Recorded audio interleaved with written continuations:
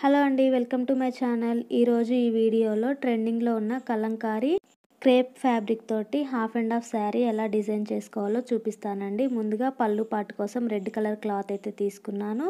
అలాగే mustard colour తోటి 3 metres అయితే క్లాత్ అనేది తీసుకున్నానండి. కుర్చీలు అవి వస్తాయి కదా, ఆ పార్ట్ కోసం 1 మీటర్ వచ్చేసి బ్లౌజ్ పీస్ కోసం తీసుకున్నానండి. ఇప్పుడు పళ్ళు పాటుకు వచ్చే క్లాత్ కింద వైపు డిజైన్ వచ్చే విధంగా, పై వైపు నార్మల్గా వచ్చే విధంగా నేనైతే ఒకసారి చూసుకున్నాను. ఎటువైపు అనేది మస్టర్డ్ కలర్ క్లాత్ స్టిచ్ చేసుకోవాలని చెప్పేసి మస్టర్డ్ కలర్ క్లాత్ వచ్చేసి కుర్చీల పార్ట్ కోసం వచ్చే విధంగా స్టిచ్చింగ్ చేసుకోవడానికి చూసుకున్నానండి.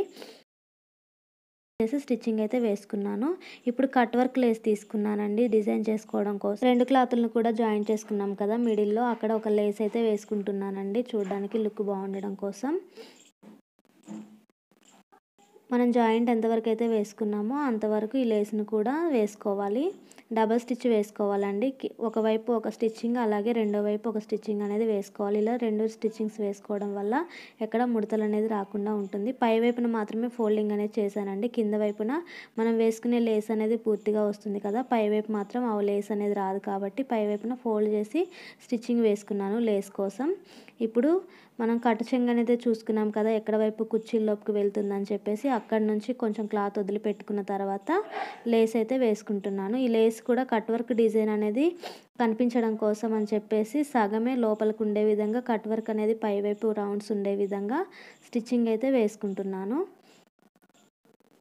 ఈ వీడియో మీకు నచ్చినట్లయితే లైక్ చేయండి, నా ఛానల్ని సబ్స్క్రైబ్ చేసుకోండి. పక్కనే ఉన్న బెల్ సింబల్ ప్రెస్ చేసినట్లయితే నేను పెట్టే ప్రతి వీడియో మీకు నోటిఫికేషన్ లాగా వస్తుందండి. అలాగే ఈ వీడియోలో మీకు ఏమైనా డౌట్స్ కానీ మీకు ఏమైనా చెప్పాలనిపిస్తే కామెంట్ సెక్షన్లో తెలియజేయండి. మీ ఫ్రెండ్స్ అండ్ ఫ్యామిలీకి ఈ వీడియోని షేర్. లేస్ని మొత్తం శారీ మొత్తం స్టిచ్చింగ్ అయితే వేసుకోవాలండి. ఎడ్జెస్ దగ్గర అంటే కార్నర్స్లో నేను ఎలా స్టిచ్ చేసుకోవాలనేది చూపిస్తానండి, స్కిప్ చేయకుండా చూడండి. ఇప్పుడు ఇక్కడ ఎడ్జ్ అనేది వచ్చింది కదా, ఎడ్జ్ దగ్గర మనం స్క్వేర్ నెక్కి క్లాత్ తిప్పడం కోసం ఎలాగైతే స్టిచ్ చేసుకుంటామో అదే విధంగా స్టిచ్చింగ్ అనేది చేసుకోవాలండి. చిన్న ఫోల్డింగ్ అనేది చేసుకోవాలి వీడియోలో చూపించే విధంగా. అలాగే కట్ వర్క్ అనేది డిస్టర్బ్ కాకూడదండి, అంటే కట్ వర్క్ లాగా పై వైపు కనిపించే విధంగానే లేస్ నుంచుకొని ఇలా ఫోల్డింగ్ అయితే చేసుకోవాలి. నీడిల్ లోపలికి దింపుకొని క్లాత్ అనేది పక్కగా జరుపుకోవాలండి. పాదం పైకి లేపిన తర్వాత ఇలా స్టిచ్చింగ్ అయితే వేసుకోవాలి. రెండో వైపు కూడా అదే విధంగా స్టిచ్చింగ్ అనేది చేసుకోవాలండి. ఇప్పుడు ఇక్కడ ఎడ్జ్ వచ్చింది కదా, ఎడ్జ్ దగ్గర లేస్ని ఇలా ఫోల్డింగ్ కొంచెం కరువు షేప్లో ఫోల్డింగ్ అయితే చేసుకోవాలి. ఆ ఫోల్డింగ్ దగ్గర స్టిచ్చింగ్ అనేది వేసుకోవాలండి.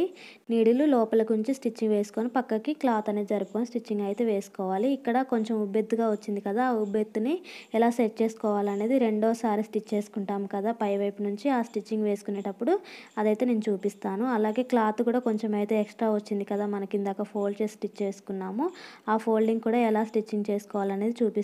ముందుగా ఆ ఫోల్డింగ్ ఎలాగైతే ఉందో అదే విధంగా ఫోల్డ్ ఉంచుకొని క్లాత్ చివరి వరకు కూడా స్టిచ్చింగ్ అయితే వేసుకోవాలి. లేస్ పై వైపున పెట్టుకొని, అంటే 2-3 సార్లు స్టిచ్చింగ్ చేసుకుంటే టైం అనేది వేస్ట్ అవుతుందని చెప్పేసి ఈ లేస్ పై వైపు నుండి పెట్టుకుంటూ ఈ ఫోల్డింగ్ అనేది ఇలాగే ఉంచుకొని స్టిచ్చింగ్ అయితే వేసుకున్నానండి మొత్తం కూడా.